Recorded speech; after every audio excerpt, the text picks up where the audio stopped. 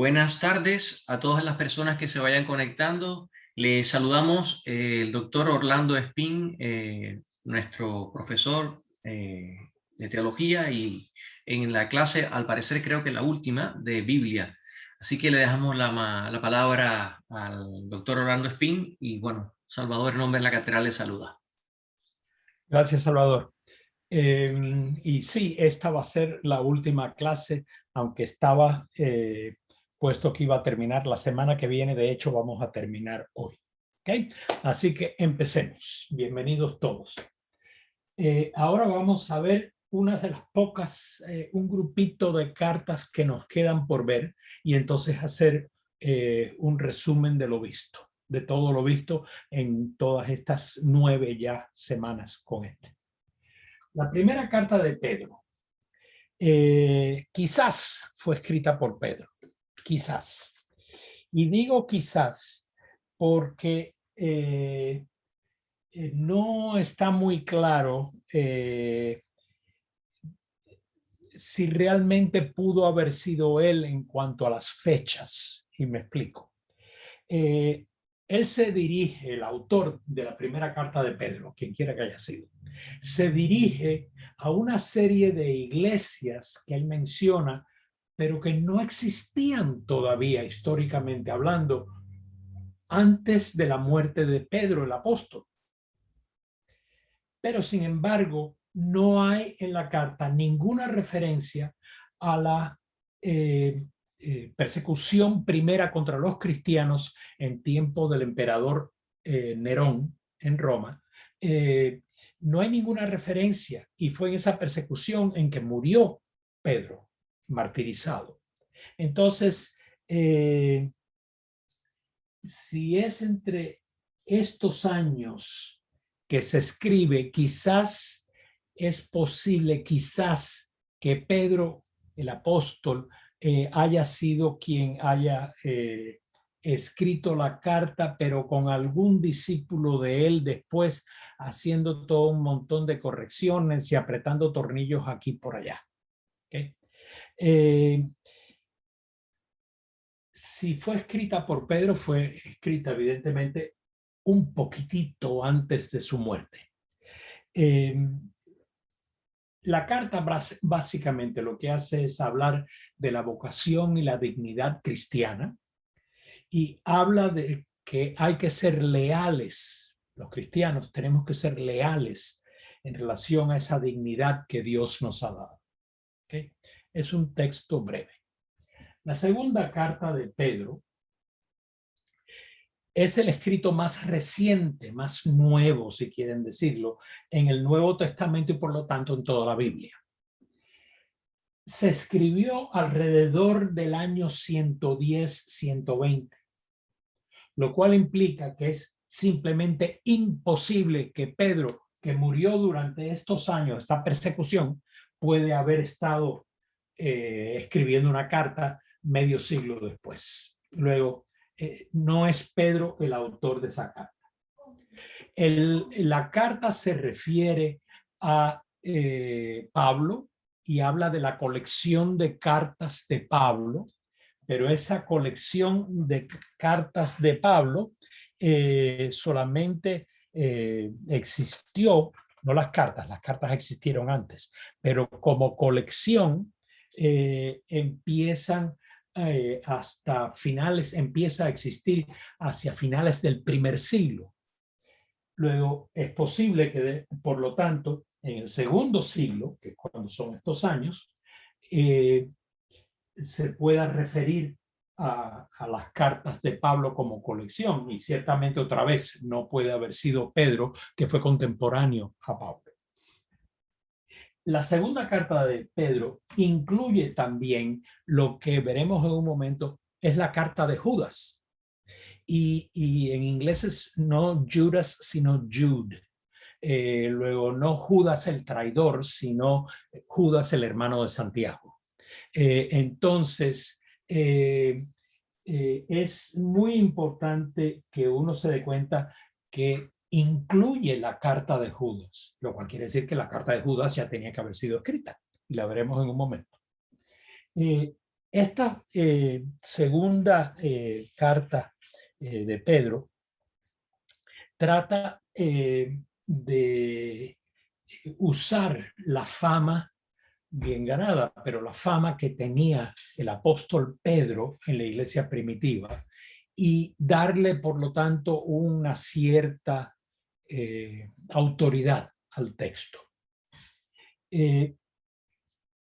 Trata de enseñar contra una serie de herejías, el texto de la segunda carta de Pedro, que es bien breve, y sobre todo trata de explicar por qué es que no acaba de llegar la transformación de este mundo que hace tantas décadas ya Jesucristo dijo que estaba ya por llegar. ¿Por qué la demora? Y muy elegantemente y sabiamente, el autor de la segunda carta de Pedro dice: tranquilícense, sigan viviendo, sigan creyendo, porque un día para Dios pueden ser 1000 años para nosotros. Nosotros no sabemos cuándo es ya para Dios. Así que tranquilícense y déjense de estar haciendo maniobras mentales para ver y qué significa que Dios no haya hecho esto o haya hecho lo otro. Sigan creyendo, sigan viviendo, porque un día para Dios no pueden ser 1000 años para nosotros, o viceversa. Entonces, eso es, entonces, enseña por qué la demora. Entonces, la carta de Judas, como dije hace un momento, evidentemente no es el traidor, sino el hermano de Santiago, que era el líder de la iglesia en Jerusalén. Pero no puede haber sido Judas ese tampoco, porque esta carta se escribe alrededor del año 90 a 100, en esa década, y aparece ya incluida en la segunda carta de Pedro, que se escribe un poco más tarde. Entonces, dada la fecha, es imposible que haya sido Judas el hermano ¿cómo se llama? El hermano de Santiago. Habla sobre el futuro juicio de Dios, etcétera, etcétera, pero es una carta que no, como que no tiene mayores consecuencias. No estoy diciendo que no tiene mayores consecuencias, pero comparado con otras cartas del Nuevo Testamento, ciertamente. La carta de Santiago se refiere a Santiago, el líder, luego ese nombre, se refiere al líder de la iglesia en Jerusalén. Pero un poquito de historia temprana de la iglesia. Ese no es Santiago el apóstol. No es Santiago que dicen los gallegos que está enterrado en Santiago de Compostela. No es ese. No es uno de los 12. Es alguien que se llamaba Santiago también y que simplemente era el líder muy reconocido y muy influyente de la iglesia en Jerusalén. El nombre Santiago es en español el nombre de San Tiago. Y Tiago es una mala pronunciación de lo que sería el nombre Jacob. Jacob en latín. Entonces, Santo Jacobo, pero eso desde el inicios de la Edad Media en español decimos Santiago, no San Santiago, sino Santiago, porque ya incluye el San. Luego San Jacobo sería este. Y bueno, la carta de Santiago es una carta que también es imposible que la haya escrito alguien de la generación de Santiago, el líder de la iglesia de Jerusalén, o de Santiago el otro, el apóstol. Es imposible porque el griego que usa, acuérdense que todo el Nuevo Testamento se escribió en griego koiné, que es un tipo de griego. El griego que usa es muy sofisticado para alguien que no fuera nativo al idioma. Y por lo tanto es mucho más sofisticado que el griego de Pablo, que era básicamente una persona que había nacido con el griego. Y supone un cristianismo, en la Carta de Santiago, supone un cristianismo que ya no es el cristianismo muy primitivo, sino un cristianismo que ya ha empezado a desarrollarse y a autoexplicarse, etcétera, etcétera, de maneras que ya no son así sencillitas como el principio. Supone esta Carta de Santiago que los lectores o los que le escuchan, acuérdense que la inmensa mayoría de los cristianos eran analfabetos y por lo tanto alguien tenía que leerles la carta. Dicho sea de paso, así una esquinita, ese es el origen de la función de los lectores en la iglesia, los domingos. Entonces, la carta la leía alguien. Y esta carta, en un griego muy sofisticado y en un griego que ya supone un desarrollo del cristianismo, fue escrita alrededor de los años 70-90. ¿Okay? Y es muy probable de que había una carta anterior que quizás haya sido de Santiago, el líder de la iglesia de Jerusalén, que hubiera habido una carta anterior que se incorporó al texto que hoy tenemos. Eso es perfectamente posible, ha sucedido en un montón de otros casos. Ya lo vimos en la segunda carta de Pedro en relación a la carta de Judas. Entonces es posible que hubiera habido, antes de que esta carta que tenemos nosotros en el Nuevo Testamento existiera, es posible que haya habido una más breve y más sencilla carta de este Santiago y alguien en esta época, cuando ya estaría el muerto, lo que hizo fue incorporarla y expandir un poco más, siguiendo lo que quizás haya oído a Santiago decir, pero expandir un poco más. Y el expandir un poco más supone a Pablo. Que Santiago, el original, hubiera sido contemporáneo de Pablo. Pero esta extensión de la carta original, si es que hubo una carta original, pero este texto, como quiera que lo ponga, el que tenemos en el Nuevo Testamento, asume que ya se conoce a Pablo, pero asume también que hay gente que lo está malinterpretando. Y entonces pone mucho énfasis en decir de que no vale con decir que se cree. Hay que hacer, hay que vivir lo que se cree. Y lo dice de dos maneras, diciendo que hay que hacer la palabra. Y en segundo lugar, una frase que es así, dar un golpe entre los ojos aquí. La fe sin obras está muerta. Y eso evidentemente es un eco de lo que decía Jesucristo. Esto no es que éste lo haya inventado. Eso lo decía Jesucristo. ¿Cuál es el primer mandamiento? No es que usted cree en Dios, sino que usted ame a Dios.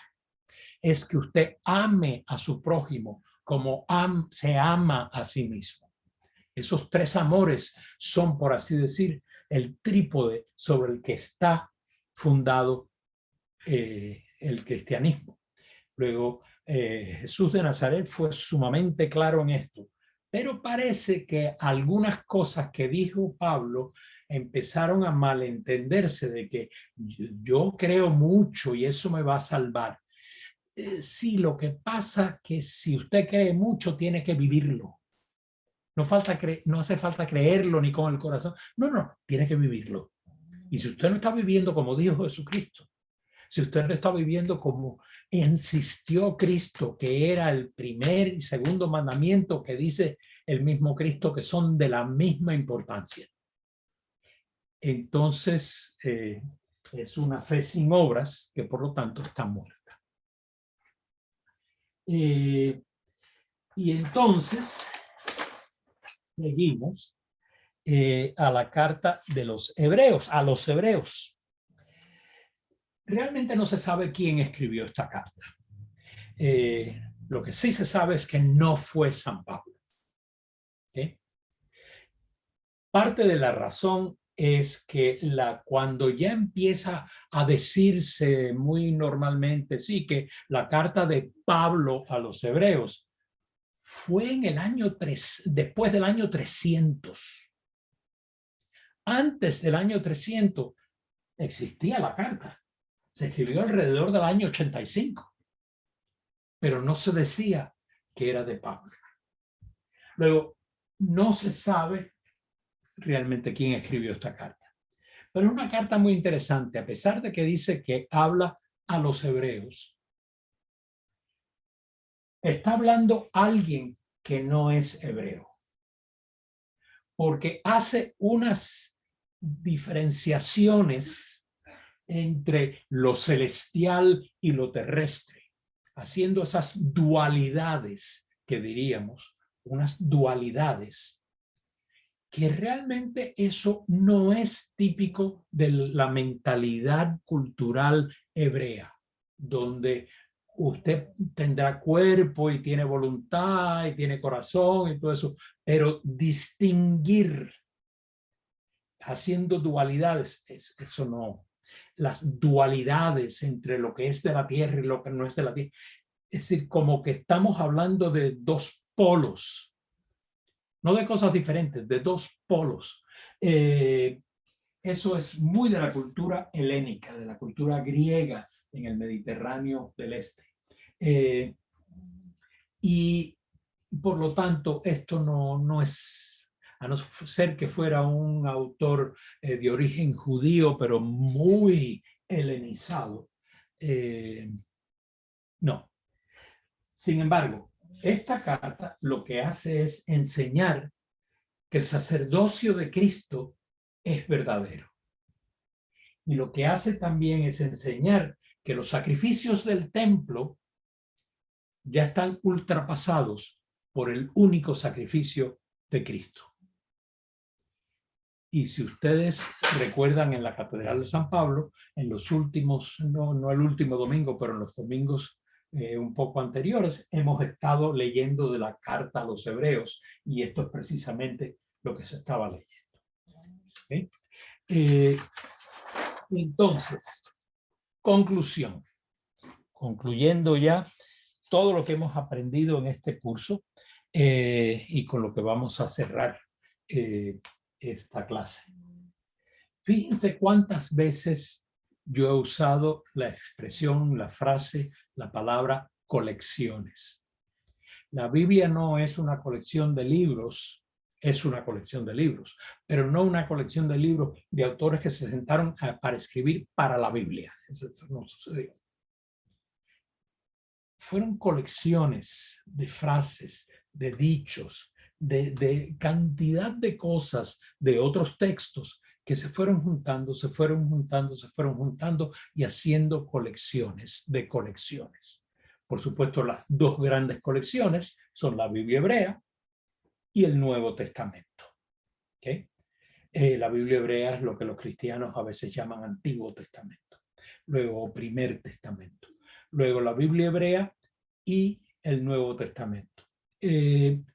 Pero cada uno de ellos a su vez, a pesar de que tiene una serie de libros cada uno de ellos, cada uno de esos libros, cada uno de esos textos está usando colecciones de cosas anteriores. Y eso es importante. Ahora volvemos a eso.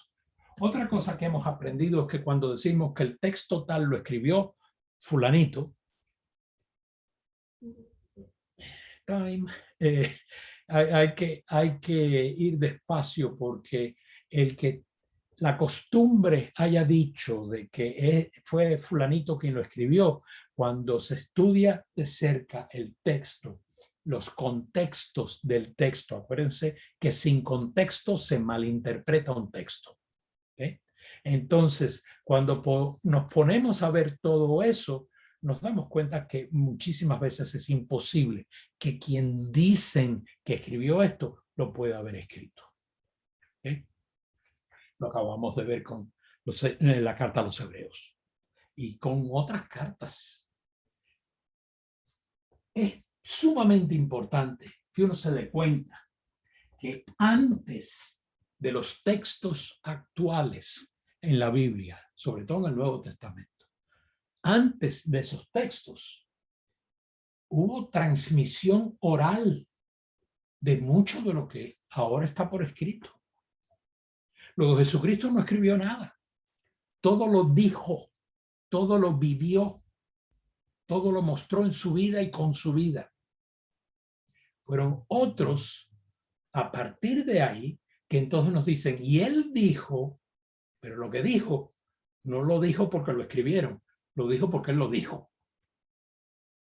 Y eso parece tan evidente, ¿verdad? Pero se nos olvida de que hay tradiciones orales y por lo tanto lo que fue escrito es lo que los escritores recuerdan. Y recuerdan quizás parecidísimamente o tal vez no tan parecidamente, pero siempre había ahí un termómetro, una puerta por donde tenían que pasar. Y era que la gente tenía que decir, así es, eso es lo que nos han enseñado. Luego, un texto que dijera, no, Jesucristo dijo que los círculos pueden ser cuadrados. La mayoría de los cristianos hubiera dicho, no vayas ahí porque Jesucristo, eso nosotros no jamás oímos decir eso. La memoria viva del pueblo cristiano es, por así decir, el filtro que permite que los autores tuvieran aceptación o no. Hubo un montón de otros escritos, de otros supuestos evangelios y otros supuestos libros de los hechos y otras supuestas cartas que si usted estudia el Nuevo Testamento, evidentemente usted va a tener que estudiar algunos de esos textos. Pero se da cuenta inmediatamente porque esto nunca entró en el Nuevo Testamento, porque ahí hay algo que a la gente de fe, aunque fueran analfabetos, cuando lo oían, algo que dijo, esto huele mal, y no lo dejaron entrar. Entonces, hay tradiciones orales previas y hay, como hemos visto hoy mismo, textos previos a los textos que hoy tenemos en el Nuevo Testamento y en el resto de la Biblia. Decimos que la Biblia está inspirada, pero por inspiración es muy importante que entendamos que es Dios quien está inspirando, haciendo la motivación, pero Dios no está dictando. Y eso es muy importante. Igual que es muy importante entender cuando hablamos de que los libros de la Biblia están libres de error. Los libros de la Biblia, como inspirados por Dios, no van a decir algo que sea contrario al mensaje que Dios está motivando. Pero los que están escribiendo no piensan como Dios. Luego, a veces están suponiendo evidente un mundo que sabemos que no es. Todos suponían que la tierra era completamente como un plato. Y si usted llegaba al final de ese plato, se caía hacia el abismo. Hoy sabemos que la tierra es más redondita, es parte de un sistema solar, que a su vez es parte de una galaxia, que a su vez es parte de un universo que tiene miles de millones de galaxias. Luego somos un puntito. Eso no lo sabían ellos, eso lo sabemos nosotros. Luego, cuando hablan de que Dios está allá arriba, sí es un modo, digamos, de hablar, por decir que Dios es superior a nosotros, pero creer que Dios está literalmente arriba, por favor, siendo la tierra redonda, entonces estaría a un costado si acaso, no se vaya a dar un golpe con otro planeta. Luego, es decir, no podemos hacer de leer la Biblia tan literalmente, etcétera, que nos exponemos a decir sandeces. Es muy importante que nos demos cuenta que la Biblia está libre de error, es que no nos va a guiar mal. Pero los autores a veces estaban hablando, a veces no siempre, estaban hablando en sus contextos hace 2000, 3000 años. Y el mundo cambia en 2000, 3000 años. Aprende más sobre sí mismo, no solamente planetas y estrellas y eso, sino también las desigualdades que suponía que hoy en día nadie diría, por favor, ¿cómo va a ser? Un mundo donde la esclavitud era normal, donde mujeres eran las siervas, normal. A veces a nosotros se nos va así, que cada vez que se habla especialmente de una mujer y la importancia, etcétera, etcétera, están diciendo una cosa tremendamente subversiva en su época. Entonces, uno tiene que darse cuenta de que hay todo una cantidad de mala comprensión o malentendidos de lo que es inspiración y lo que es estar libre de error. Luego, leer la Biblia es para aprender, para que nos guíe, pero no como si fuera un libro de ciencias, no como si fuera un libro de historia social, etcétera, etcétera. Un bocadito aquí y allá de algo que era la ciencia para ellos, no los hace. La Biblia es un libro que es un testimonio de la revelación. Yo hace un momento decía de que la fe del pueblo es el filtro por el que tuvieron que pasar todos estos libros. Y fue ese filtro el que dijo, estos libros están inspirados por Dios. Ahí se refleja nuestra fe. Ahí se refleja lo que hemos aprendido, escuchado, vivido, etc. Y esa fe vivida no se acabó cuando se acabó de escribir el Nuevo Testamento. Aquí estamos todavía, 2000 años después. Esa fe vivida sigue siendo el filtro, el que cualquier abuelita puede decir cuando algo sale raroso ahí en las iglesias, dicen, esto no es de Dios. Eso es lo que llamamos tradición con T mayúscula. Es lo que se entrega de generación a generación, que no es simplemente aquí, agarra la Biblia y lee. Qué fácil. Lo que se entrega es el testimonio de las personas que son la iglesia. Esa es la tradición y ese es el filtro por el que todo tiene que pasar, incluidas nuestras interpretaciones de la Biblia. Entonces, ¿qué es la revelación de Dios? ¿Dónde hallamos la revelación de Dios? En Jesús de Nazaret. Esa es la revelación definitiva de Dios, decimos los cristianos.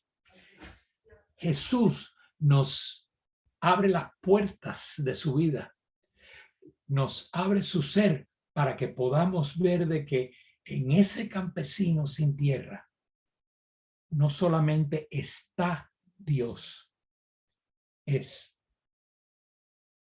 Y eso es una comprensión de Dios sumamente revolucionaria hasta el día de hoy. Sumamente revolucionaria. Luego, no me busques a Dios en las iglesias elegantes y bellas, en las liturgias esplendorosas. No me busques a Dios ni siquiera en la Biblia. Búscalo en quien es como Jesús, entre la gente pobre. Y ahí lo vas a encontrar. Ahí lo vas a encontrar. Y además, la Biblia es testigo de Jesús. La Biblia nos indica a Jesús. La Biblia es testigo necesaria de Jesús. Testigo necesaria de la revelación de Dios. Y no hay revelación de Dios que no pase de alguna manera por el sendero de Jesús. Entonces, es muy importante que uno recuerde. Revelación, Jesús de Nazaret. En él es donde encontramos a Dios totalmente. La Biblia es testigo de la revelación. Y la fe vivida, la tradición, es lo que hace el filtro por donde hay que pasar interpretaciones, creencias y todo lo habido y por haber para realmente llegar uno a decir, ahí está reflejada nuestra fe. ¿Ok? Punto. Y se acabó el curso. Entonces, a ver si tienen alguna... ok. Ok.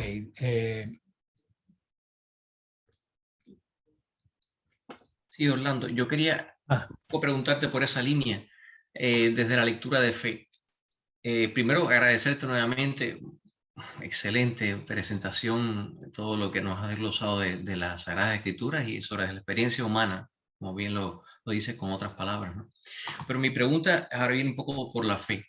¿Se podría reconocer o hacer una lectura de fe de los textos deuterocanónicos o apócrifos fuera del canon también?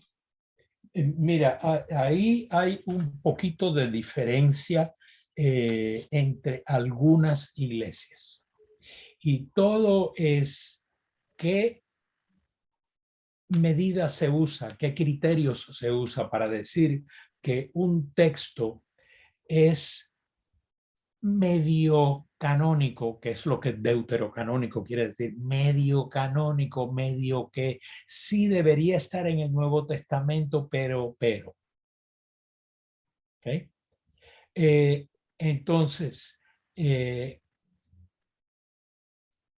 hay textos que son de que, bueno, sí, hemos visto que hay algunos textos que hasta el año 300 y tantos, 200 y tantos, el libro de la Revelación, que lo vimos no hace mucho, simplemente no se aceptó en el canon, en la lista oficial de libros, eso es lo que un canon es, la lista oficial de libros del Nuevo Testamento, no se aceptó hasta ya bien entrado el cristianismo. El libro de la Revelación se acepta alrededor del año 200. Y hoy nadie cuestiona. Pero hubo cuestionamientos, porque si no, no hubiera entrado, o hubiera entrado mucho más rápido. Lo mismo con el Antiguo Testamento. Hay algunos libros que aparecen en unas versiones y en otras versiones no, etc. Entonces, yo no sé si recuerda que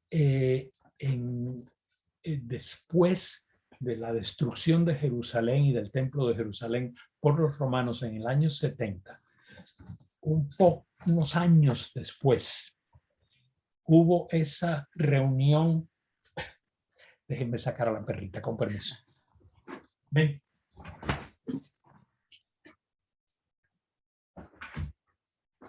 Yo sé que ella quiere aprender de Biblia, pero entonces... Igual se le pega algo. Entonces, después de la destrucción de Jerusalén por los romanos en el año 70, unos años después, 15 años, 20 años después, 20 años después, se reúne un grupo de maestros y de líderes judíos en la ciudad de Jamnia, en la parte norte de Palestina. Y ahí deciden, porque nunca se había decidido antes, ahí deciden cuáles son los libros que se van a aceptar en la Biblia hebrea. Los líderes de Israel pueden decidir lo que ellos consideren que deben decidir. Yo ahí no estoy cuestionando su autoridad como líderes del pueblo judío. Sin embargo, el cristianismo ya existía y ya llevaba varias décadas existiendo.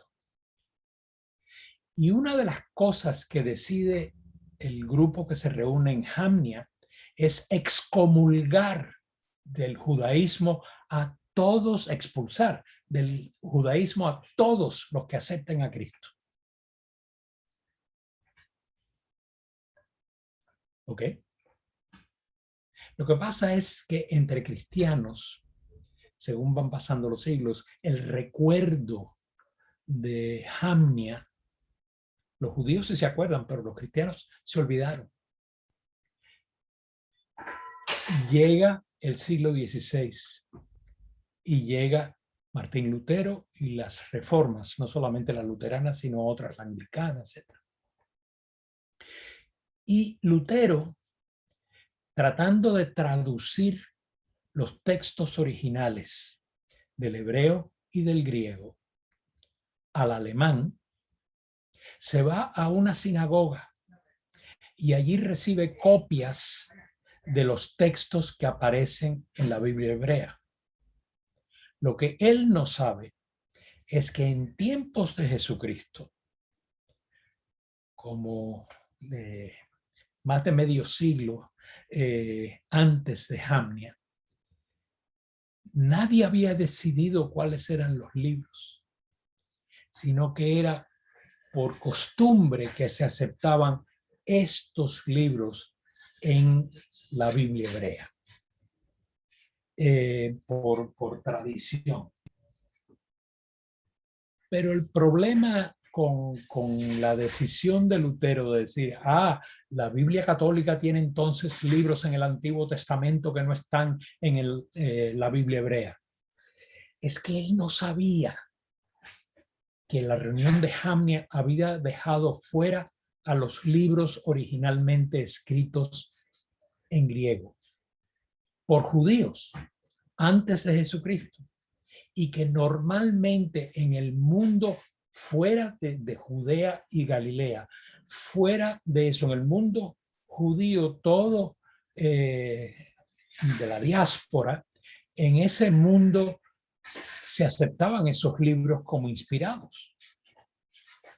Entonces, Lutero saltó a una conclusión comprensible porque él no sabía, pero que hoy que sabemos, pues hay que tener más cuidado en cómo se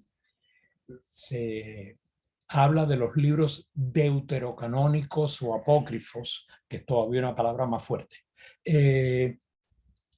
Porque sí, no tienen exactamente la misma seguridad, pero a la misma vez los judíos de tiempos de Jesucristo fuera de Palestina los aceptaban. Y la mayoría de los cristianos, muy prontito después de Jesucristo, estaban fuera de Palestina. Y por lo tanto, la Biblia hebrea que ellos conocían era la que estaba fuera de Palestina. El Septuaginto, como se dice, de la traducción que se hizo al griego, etcétera, etcétera. ¿Ok? ¿Está claro ahí? Sí, perfecto, genial. Gracias, Orlando. Excelente. Wow. Muy interesante. ¿Alguna otra pregunta? Por aquí. No, parece que no, ninguna. Bueno, nadie más se pudo conectar ahora. Quizás las personas luego ven la grabación que queda. Sí. De ser así, pues pueden contactarme a través de la catedral y yo con mucho gusto trataré, pero ya directamente de responderles no a través de otra clase porque ya no va a haber más clases, pero trataré de responderle. ¿Ok? Gracias, Orlando. Pues muchísimas gracias a la Catedral, a Salvador, a la DEAN y a todos ustedes que han participado por medio de Zoom, por medio del Internet, han participado de este curso. Muchísimas gracias y cuando venga otro curso, les avisaremos. ¿Okay? Gracias, Orlando. Acuérdense que ya tuvimos uno de introducción a la teología, que fue el año pasado, ahora este de introducción a la Biblia, y probablemente en la segunda mitad, bueno, quizás en la primera, pero en la segunda mitad del año que viene probablemente tengamos el tercer curso de estos. ¿Ok? Gracias, encantado de estar con ustedes.